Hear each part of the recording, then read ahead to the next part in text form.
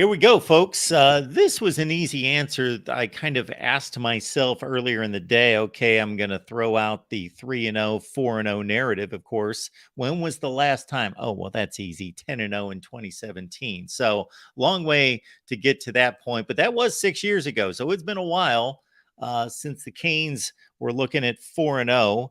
And that is certainly the expectation with the trip to Philadelphia to take on the Owls of Temple in what could have been a game against Manny Diaz, I guess, and the Temple Owls. But here we go with a matchup against a group of five coming off the 48-7 rout of Bethune-Cookman. Cam Underwood's here, of course, from State of the U on another Wednesday night. Cam, how we doing? Good, man. Good. Yeah, we were talking before we came on. The new secret day job is going really well, and that was the lead. And I think I got it in there before it came on. Said, yeah, speaking of things that are going well, and then boom, it went live, and he started his intro. But Yeah, sorry, this, I had already hit the button, and once that's hit, you're gone. You can't bring it back. no, all good, all good. But this Miami Hurricanes football season and recruiting season seems to be going well. For the Canes on multiple fronts. So the really a strong performance on Thursday. Scored on every single drive but two, I want to say, that we had. And, it was never a contest ever. But yeah, just a really workmanlike, efficient, and explosive intermittently game. Moved to 3-0. Just, in and out of there pretty quickly on a Thursday night. Felt cheated because Bethune did not bring their band, which is part of the contract whenever we do a game with Bethune or FAM. Because why otherwise would we do that? I guess because it was a Thursday night game, they were able to not do that. But yeah, I felt cheated because there's no other reason to play Bethune. Yeah, so it is what it is. But 3-0 on the year. Yeah, getting over that Texas A&M hurdle was pretty huge for the scope of this team. I know that I said before on multiple podcasts that, including this one last week, that I was turning up the volume just one notch from 7-5 to 8-4. There was a couple people even in the comments on State of the U who were saying, that's actually not even turning one up. And as I'm thinking about it, they might even be right. That might not be because, that might not be turning it up, but we'll see what happens. But we're not going to get too far in front of our skis, not too big for our britches or anything. We're going to really focus in, work, and move forward 1 week at a time and keep things going. But yeah, we'll talk about that game really quickly and the state of affairs. But yeah, really, I mean, you can't be better than 3-0 when you've only played 3 games. So moving forward. I know it was a Thursday night, which gave me all sorts of opportunity to watch it, but I got to say I did not,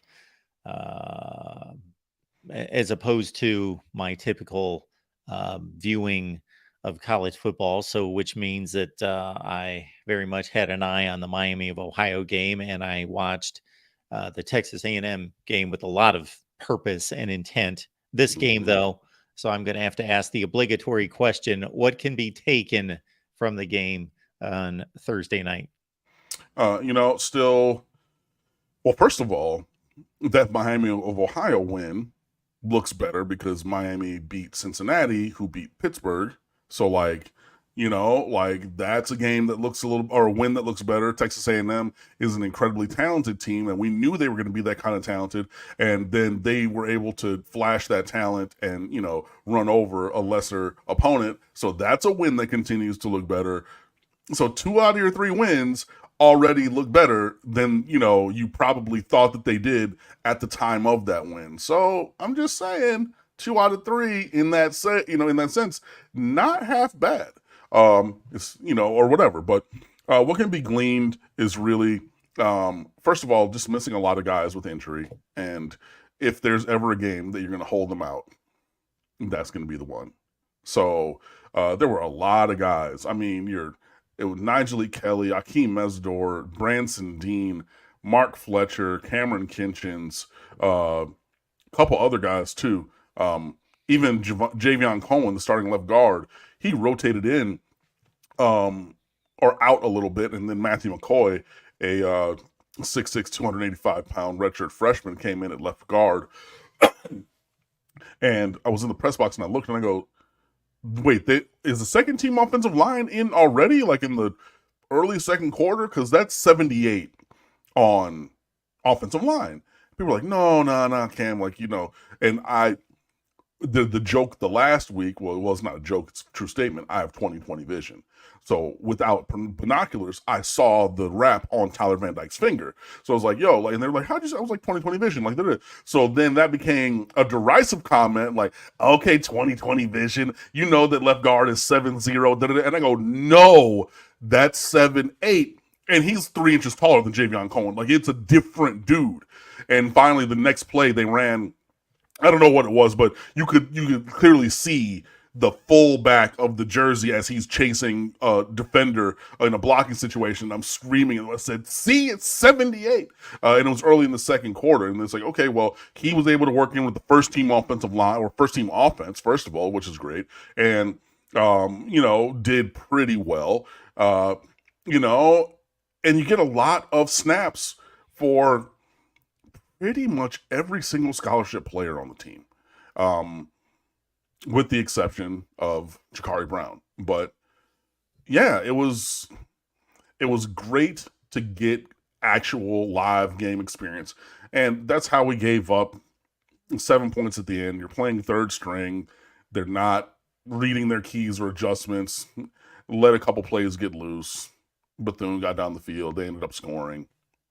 I wanted the shutout. Everybody wanted the shutout, but I think even, it is better for those players that they were out there and got the live reps. I'm not going to say it's better that we did not shut them out, but I understand how that came to pass or whatever. But really just ran our staples, had our star players be star players. Jacoby George, another touchdown.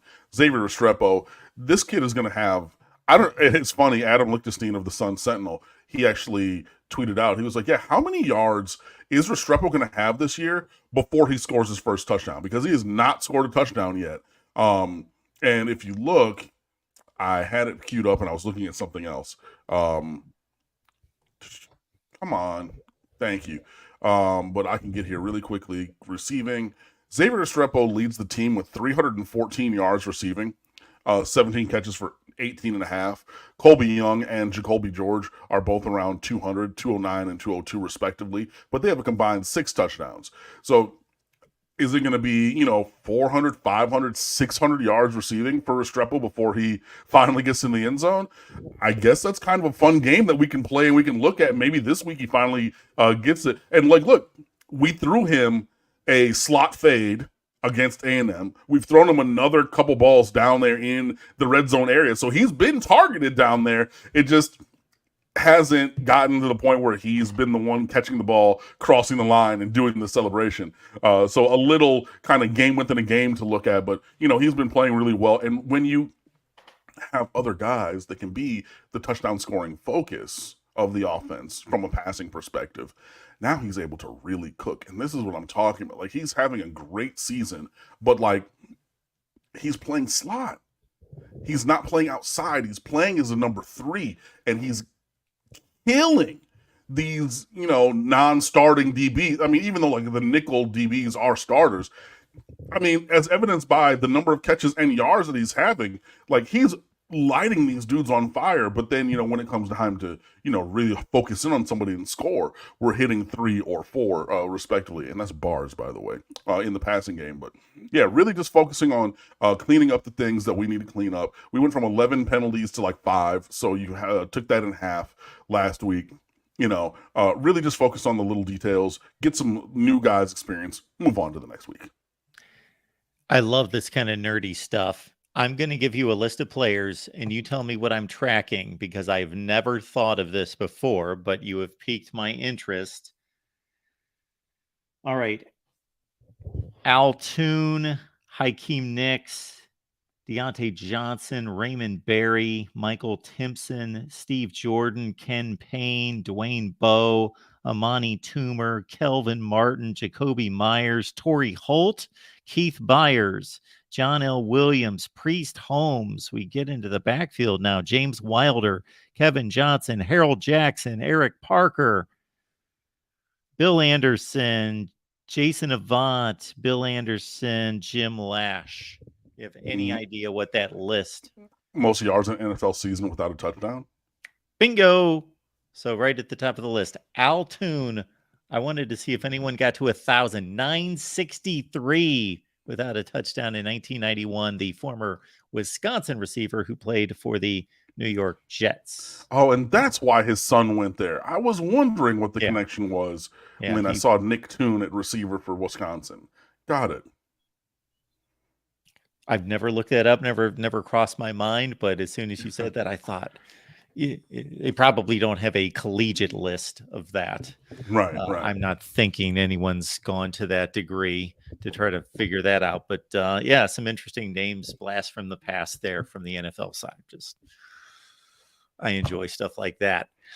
Falconer TRX, we enjoy you being here, of course, with the super sticker. Throw it up. There it is. All right, folks, we're here to talk Miami football with all of you. John, we appreciate you being here. John D'Adamo supporting the shows. Thank you for that. Jackson Johnson, we're looking at Alabama and Michigan fans there that come into most of the streams, in Miami in particular, to say hey and support the show. So we appreciate you guys. Randomly, before we get to the next thing, Samuel Hudson and Kobe Hudson, I don't think there's any relation because they're spelled different. Sorry, Samuel Brown and Kobe Hudson have more yards this year than Restrepo, and both have not scored. So he's like number 3 in that ignominious stat so far this year. Random thing, but like, yeah, he's just not getting in the end zone, or has not yet, but it's forthcoming. You would think so. Yeah. You would certainly think so. All right, comments and questions there in the chat. You know that we typically get to them unless we really get rolling on a topic. Then you'll need to hit that super chat to get our attention. But we will certainly be looking for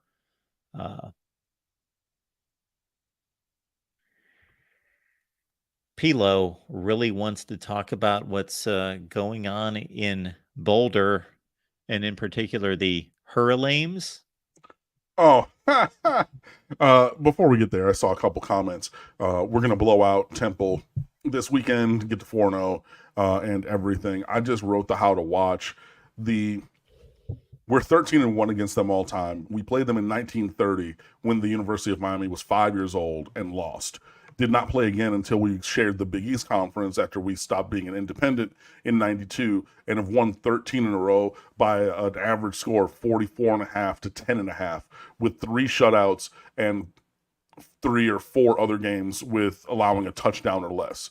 Like, you know, this is another lopsided matchup. Miami, like, the Canes are a 23.5 point favorite. I know that we did not cover because we did not get that last stop last week against Bethune to give us the ball back to be able to walk down the field and score to get over the number. But I mean, this game really should not be close. They're 2-1, but you know, both their wins are against FCS competition. They played one FBS team and got their doors blown off 36-7 by Rutgers. And I believe Miami to be a better team, than Rutgers this year. So yeah.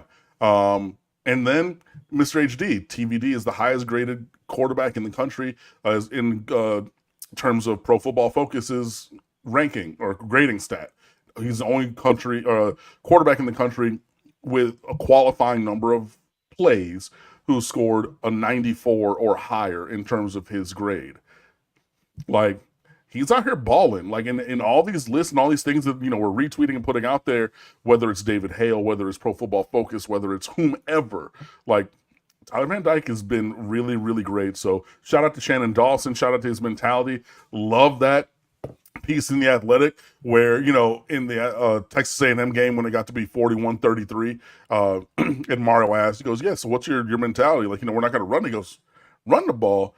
I'm going vertical. I'm trying to end this motherfucker right now. Love that. Give me that energy. And Tyler Van Dyke has been hitting these throws going vertical, and it's great. Josh Gaddis charged for his crimes. Look, he was on the hot seat because, well, he was on the hot seat currently because they went down 14-0 in Maryland to a terrible Virginia team. But then they scored 42 in a row and ended up stretching that game out and winning and covering. But yeah, look, we've moved on. We're in a happy relationship. Don't really care about what's going on over there. You know, our ex, they can do whatever they're doing. Focused on the new, and it's going really well. Going back to the original question, because I wanted to take that quick aside, talking about the Hurlames. Now, let me be correct, as in they're biting off what we've done previously at the University of Miami in terms of being brash and everything. But Mike McCoy, who is an intermittent columnist for us, he wrote a piece on State of the U this week. Is prime time right now, but it ain't the first time. Like we've seen this, and by we mean we. With this logo here, Coral Gables, the U. We've seen this. Being bold, being brash, being bigger than life. And, I know that Deion Sanders has had the Primetime moniker since he was in, high school, college. I know that he's been who he is. I know that his professional history, I know, playing in a playoff game and a World Series game on the same day, or a regular season game and World Series game on the same day. I know all of that, right?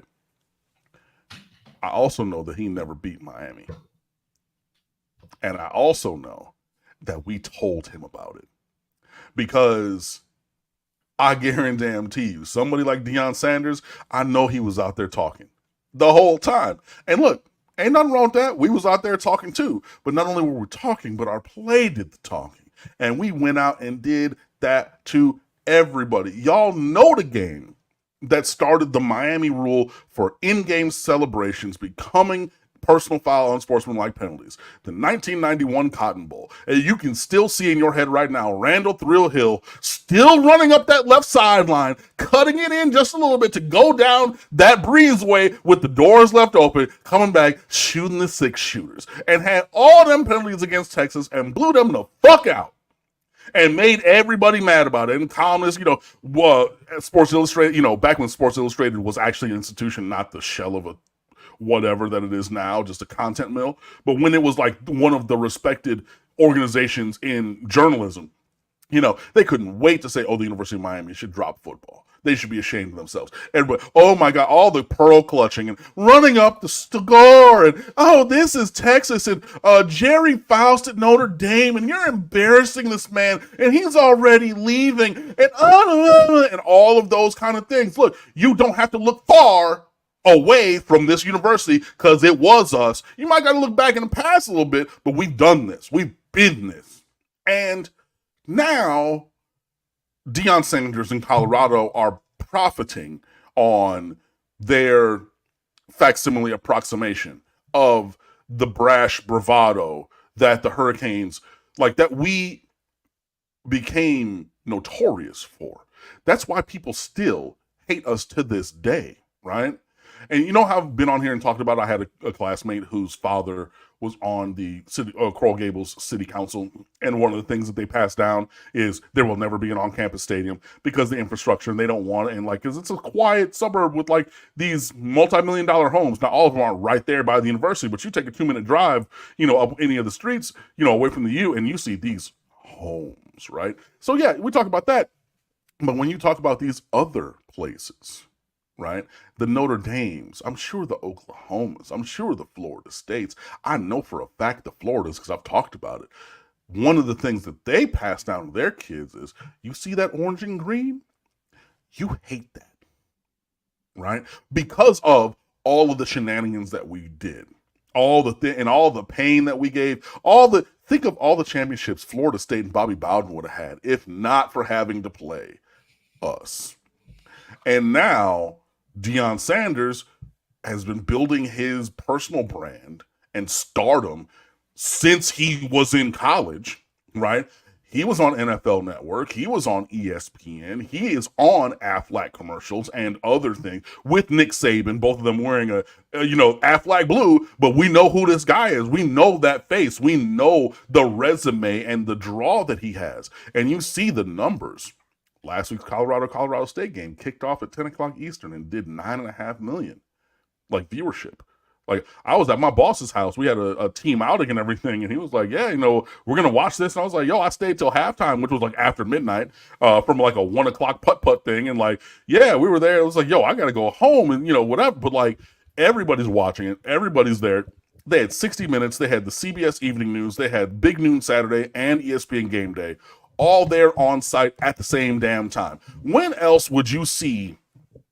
I mean, remember the first two I said, 60 Minutes and the CBS Evening News. Like, they're bringing in eyes that do not normally shine on the world of college football. And they are capitalizing through this 3-0 start. Like, they had a perfect counter to what ails TCU's defense, took advantage of that, blew out whomever in the second week. And then Colorado State, I went to sleep. They were up by 2 scores. I could not fathom that they were going to fumble the bag, but they did fumble the bag.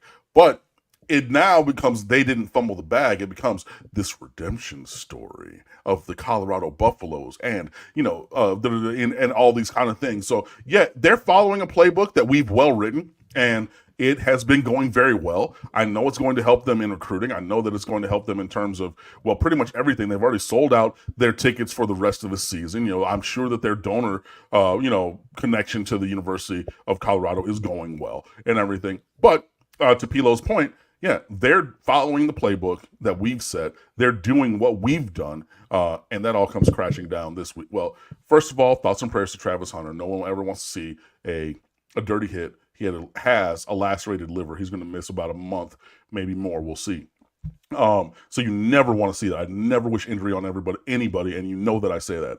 But that being said, even if he were there, I did not see them going into Austin and beating Oregon. And then next week they got Caleb Williams and that Trojan machine from SC rolling through.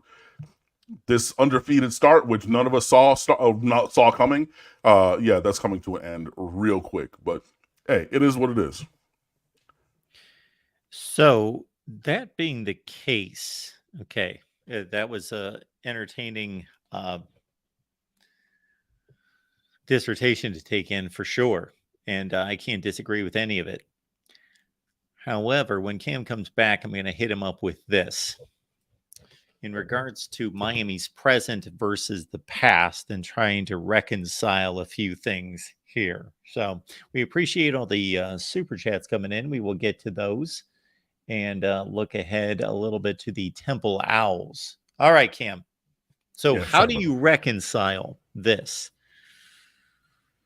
And correct me if you have a different perspective on this. For anyone tuning into a Miami football game in 2023, there seems to be, unless I'm missing something, really no semblance of the past or any difference in watching a Miami football team play today than watching any other game in the country in regards to all of that. Mm-hmm. Whether you want to be positive or negative about it, shenanigans or grandeur or somewhere in between, but a cachet that is distinct, that is unique, that is theirs, that was different than everyone else, and obviously caught a large portion of the nation's imagination or angst, depending on where you stood. Mm-hmm. And still having that connection to the past, and that being an identity to this day versus what we see on game day, which to me, unless I'm missing something, looks like everybody else. Yeah, well, I'll say that everybody else looks like us because of what we did and how we did it. And, a lot of these traditions and a lot of the things that we did, in game, it propagated out saying, okay, like the Hurricanes are doing this and other teams are doing this. That's how, I mean, I'm not saying that our marching band was the foundation, but I know that marching band, like Michigan, the 235 member Michigan marching band, and that goes out. And then O State, they have their band also, and like there's things that people do that then get copied, right? So a lot of these same traditions, a lot of these same interstitial little things that we did and whatnot, other teams have taken. When you have like running through the smoke and everything like that. That was an iconic solo thing that like We did, you know, and then you had like a couple others maybe that were like a specifically themed interest. Now you look across the world of college football, happens more than a little bit, right? So I think that teams wanted to be more like Miami in terms of winning, so then they took some of the smaller components to be more like Miami as well. And yeah, you know, it's really a lot of the other things that have kind of been stripped away of the bravado of, you know, whatnot, like they've literally been legislated out. Like I said, 1992's Miami celebration rule, like we could keep doing that, but, you know, we don't have the talent to withstand 200 something yards of penalties every single game. And I don't know that we would have had it every single game back then. We definitely did against Texas. But, you know, it's just like some of the things that made Miami Miami in that 80s and 90s heyday, not some, and I mean, this is verifiable because you look at the rules of the sport of football, have been legislated out. So it has become a little bit more homogenized in that way. But, you know, that's why we still rep for the university, still the orange and green, the iconic U helmet. That's what we put on for, and, you know, are trying to have the return of the excellence of play across the board be the thing that we are pushing to the front, because, you know, they've taken away kind of the voice to do some of these other things that we did before. Believe we've touched upon this, but Kyloran, we appreciate your super chat contribution. Thank you for that. Josh Gaddis should be arrested for fraudulent crimes. I mean, look, he got, I mean, sent packing clearly after year one. I mean, to the point where, like, yeah, we announced that we're going in a separate direction. If you remember, we, like, Miami has never put out a press release that Mark D'Onofrio was relieved of duties. Like, to this day, right? And it was a thing, like, we joked about it, like, you know, a couple of my group chats, like, oh yeah, you know, like, we've never officially said that he's not going to be here, ha ha ha. But like 8 years on from, you know, 2015, you know, he's not here, and we never said it. So that was kind of a quiet quitting, maybe a Milton from Office Space kind of, we're just gonna go over here and let the problem resolve itself, as it were. But no, we came out quickly and said, yeah, we're moving on from Josh Gaddis. Wish him all of the best. Him and his family, you know, great person, whatever. But, you know, it ain't going to be here, kind of a thing. So, and again, Shannon Dawson is doing yeoman's work here at Miami in his first year. So I'm perfectly fine with that. Wish Josh Gaddis well. It did not work out to anybody's estimation here. Don't gotta, you know, beat the drum about it. Look, he got paid the money he got paid. He got fired and got a new job. Good luck, Godspeed. That's Maryland's problem now. And Mike Locksley was pissed in the spring, by the way, talking about the offense and the offensive coordinator. So it's not like he got far down that road and, like, really kind of put smoke and mirrors up. Like, yeah, even because Mike Locksley, a supreme offensive mind who's coordinated some incredible offenses at Alabama and Maryland and elsewhere, even in the spring after Gaddis got there, he was saying, yo, what the hell is going on? Like, there's, you know, filth, filth. So, hey, it's great to be able to see somebody else yelling and screaming and having the vein pop out of their head about Josh Gaddis, because we don't have to deal with that anymore. So onward, upward, and forward we go. Folks, for those of you who can't get enough of Deion Sanders and everything going on at Colorado, I posted 2 videos this week, and I know one of them is north of 300 comments coming back because people weren't happy with certain things that I said. If you watch those 2 videos, they are 98% plus positive about all that he's done and accomplished and the remarkable job of throwing together a team and a coaching staff this quickly. But these are the 2 topics that I took on. One was simply that the media, and this is no fault of the media is attracted by viewership and what people are looking for. So this is not like a negative story that the media latches onto to get clicks, and we should frown on the media because they're capitalizing on something bad, which they do as well. This is something this is football. It's there's really nothing but positive to it, or you're neutral about it, or it can be. And so I stated in the title, and people misconstrued this, that I was talking about the media circus, Colorado media circus is taking its stop in Oregon this week. And then if you watch the video, everything I had to say was overwhelmingly positive about Mhm. how great this story is for college football and Dion. And even though I'm not in love with Dion and everything that he does, I credit him for doing a remarkable job to date. And then after he came out with the statement in response to the Colorado State defensive back who took the shot on Travis Hunter that was late and resulted in the lacerated liver that you just mentioned, and he's taking death threats. And I thought Dion did a class act in confronting that, wishing well this young man in terms of his education, his football career, all of it, and that these death threats need to stop because we forgive and so forth. Posted a video about that. Um, Now we get to a place where this is an interesting part of this, and I don't know besides Dwayne Johnson who else would have taken part in this, but Knox Kane 94 bringing up, I got blasted by saying any former Cane should not be allowed back on the Miami sideline. Forget Colorado. Dion is a Seminole. For former Canes to give Dion the juice is ridiculous. I mean, that's a layered argument, but there's a lot that I agree with. Warren Sapp was out there. So that's another player. Michael Irvin had been out there the week Oh, before. Michael Irvin, comma, the playmaker. they Like, played come on, together with right, Dallas. right. They did. So like that. Sorry, I put on too much chapstick. Was that?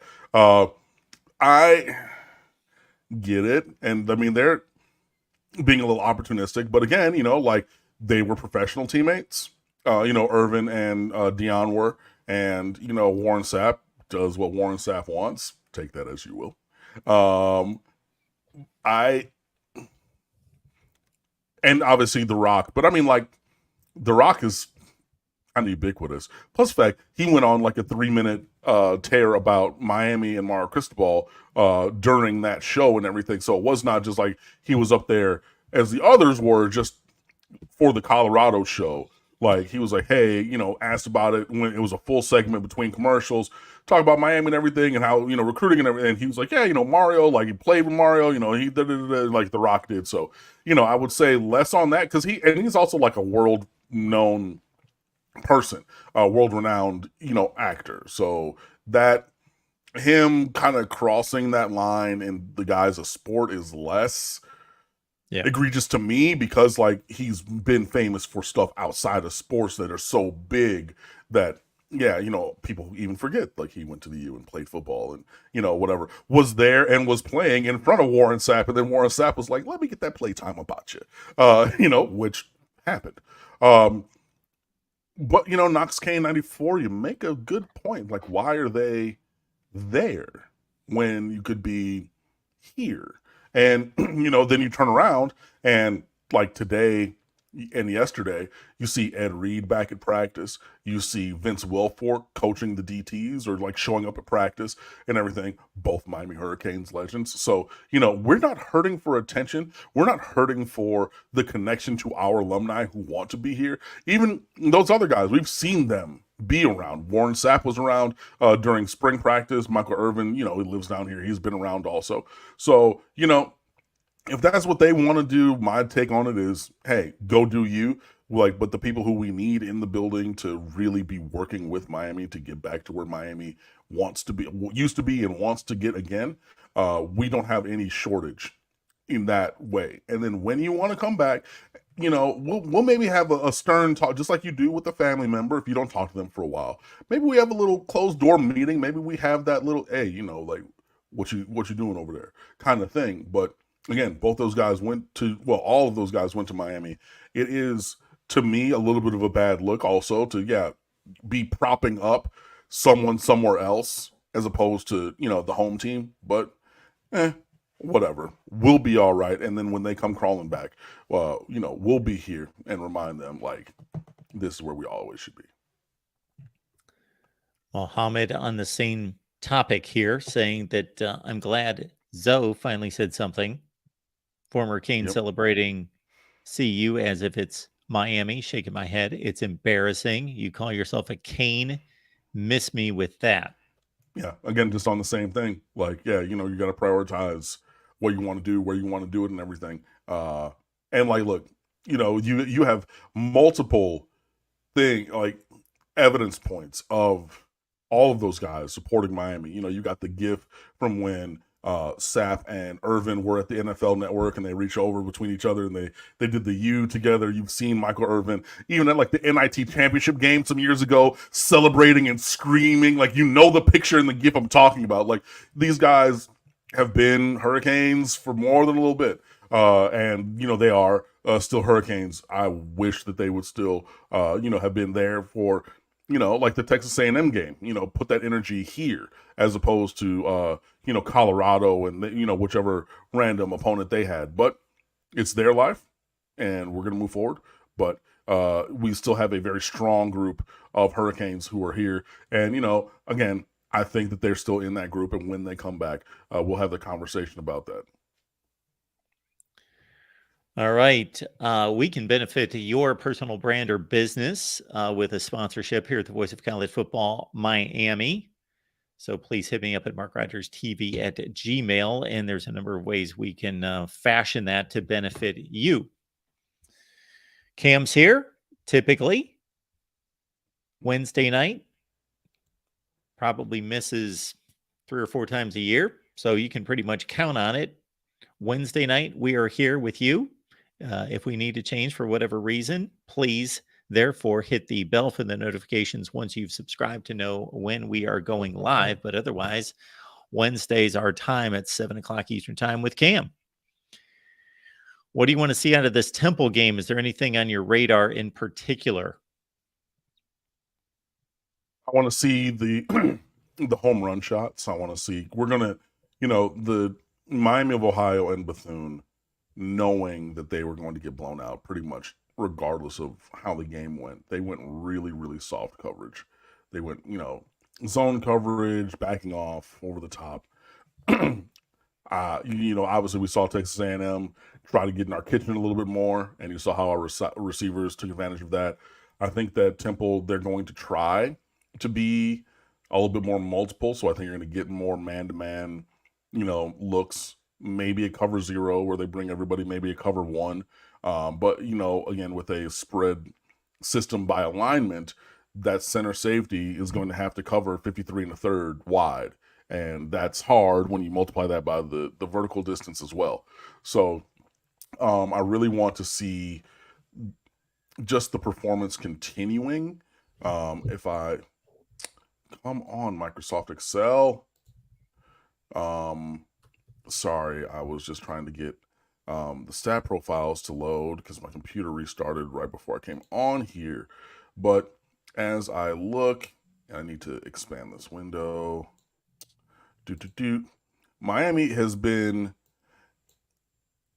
very efficient and very explosive.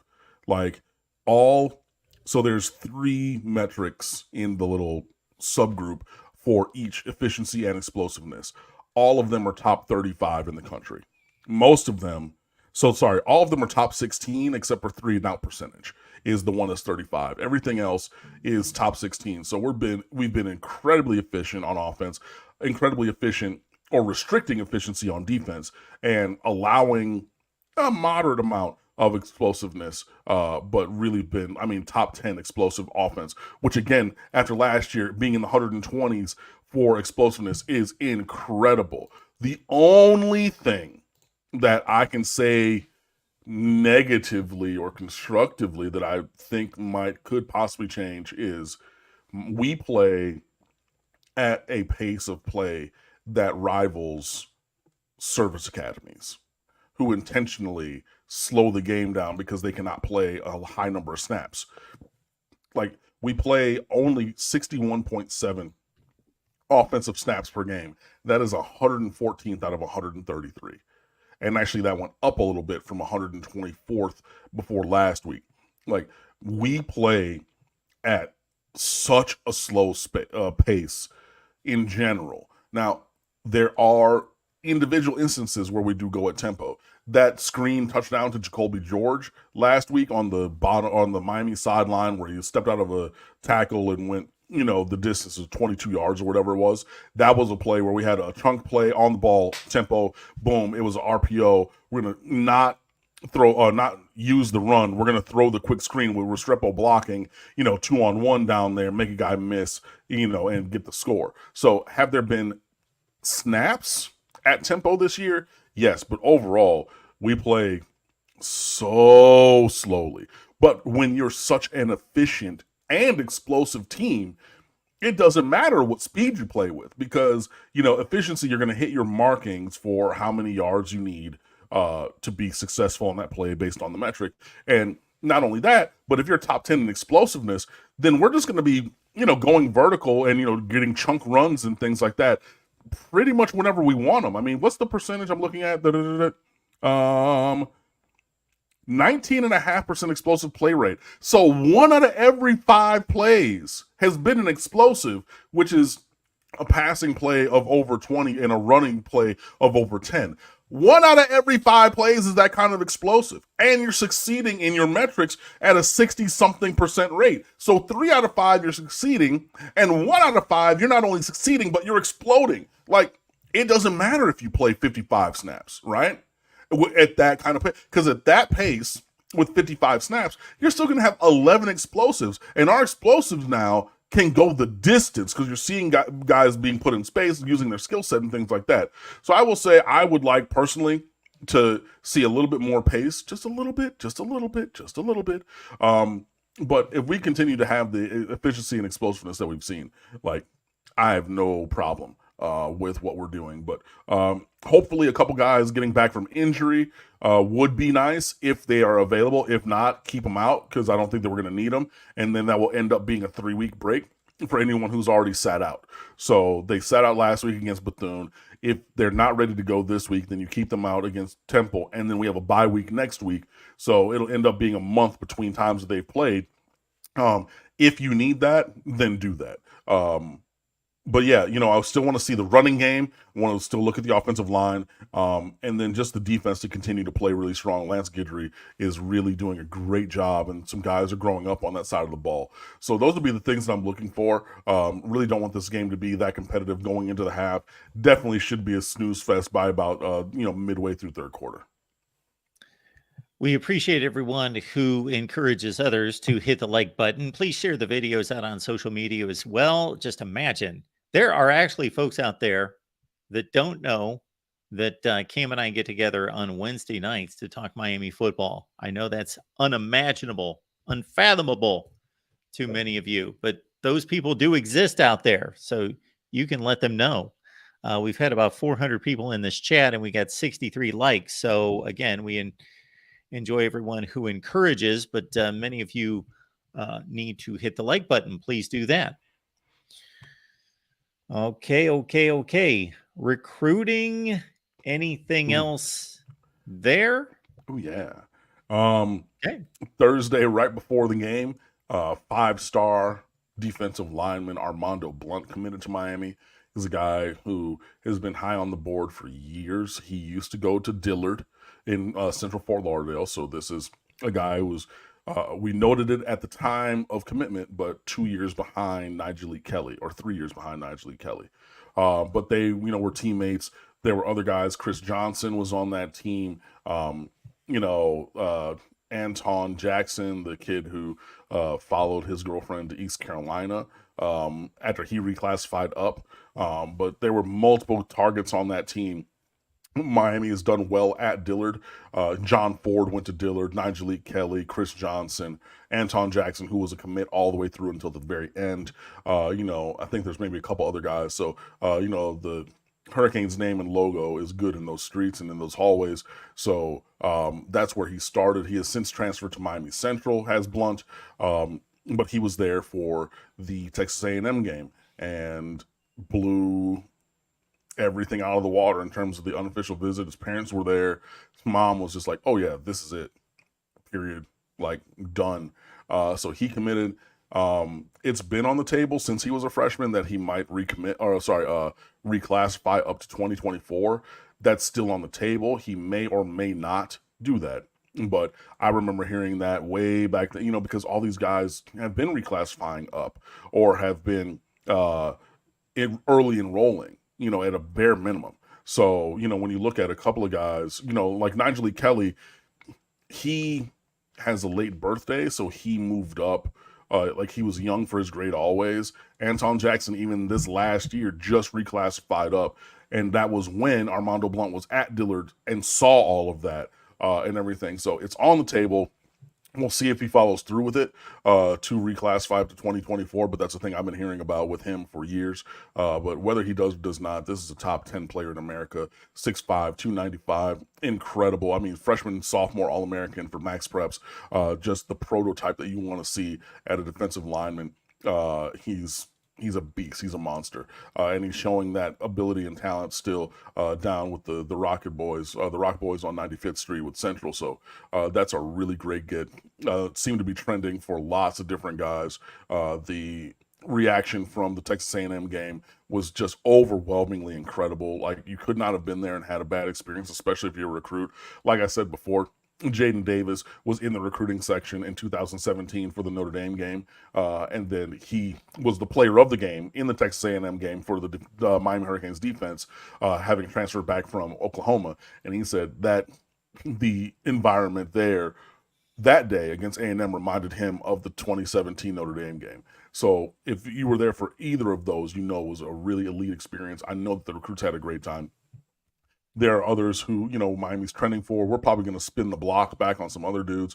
There's been a lot of social media chatter with Jeremiah Smith from Chaminade Madonna, like the #1 overall player in America. The kid is nasty.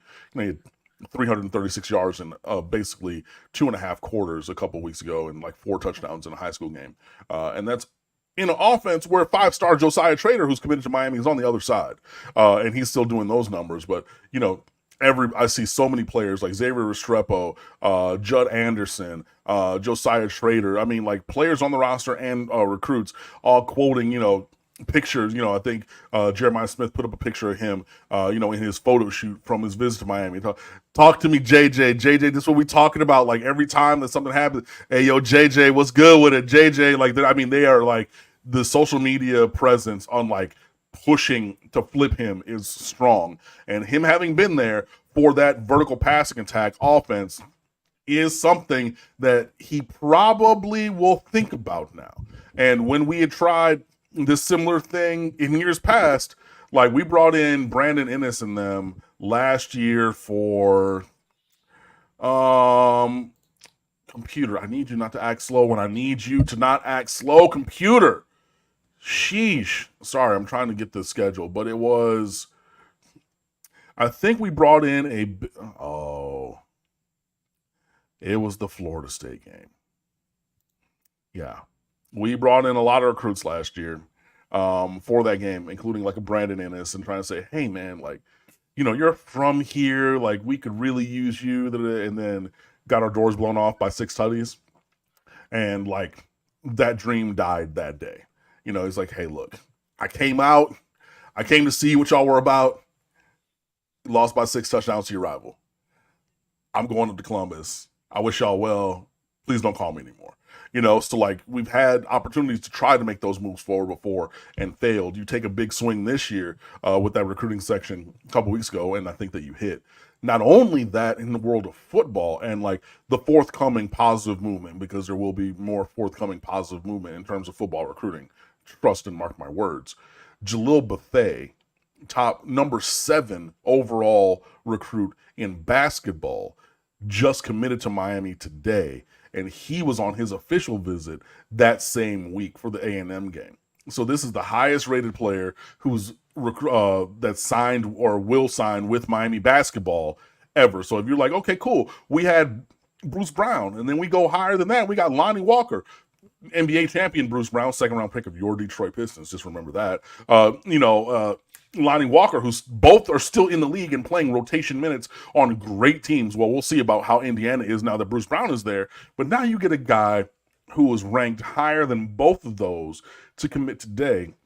That's on top of the Austin Schwartz kid, and that's on top of another 4-star wing, like a 6'6" combo forward, guard forward, who just committed, Johnson Aguiu, I believe is his last name.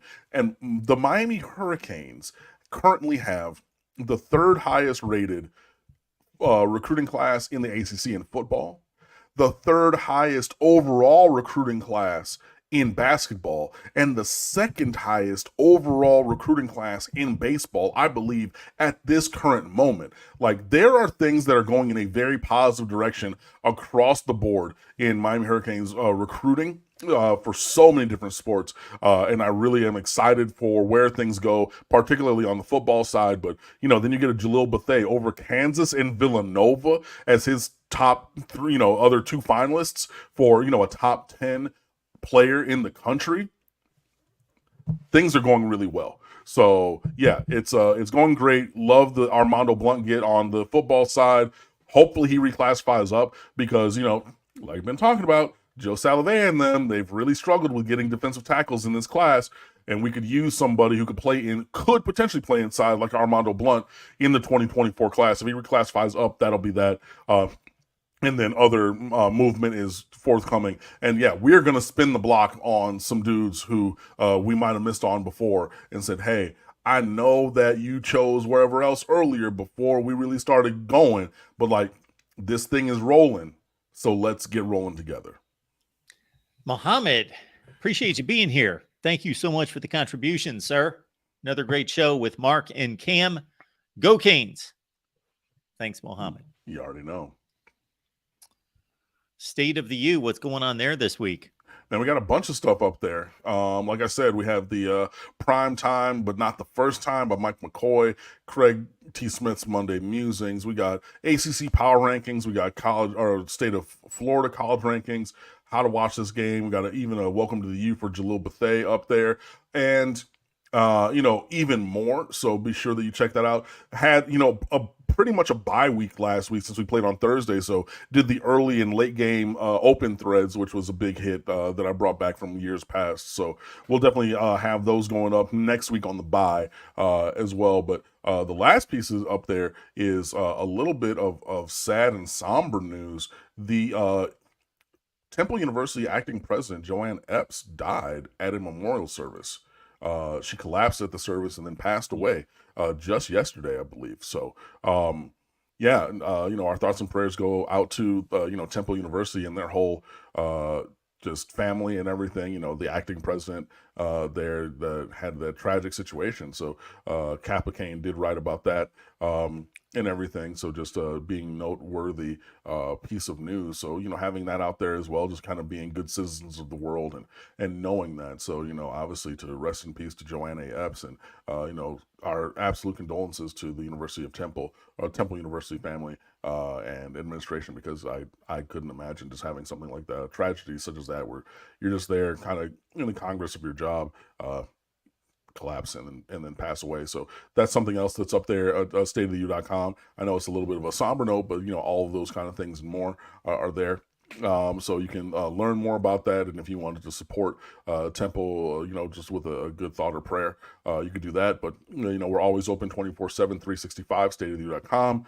We're up on socials. Also, my personal social on Twitter is Underwood Sports. Please come over and fan with us. And keep supporting those Hurricanes as we keep rolling through this season. 4-0 after this Saturday and on to the bye week. We have a show, and we basically have a channel because of Cam. So, Cam, as always, we appreciate you. Show 345 is in the books. Another stellar outing, another stellar performance. And thank you so much for this. Have a great rest of your week. Enjoy the game on a Saturday.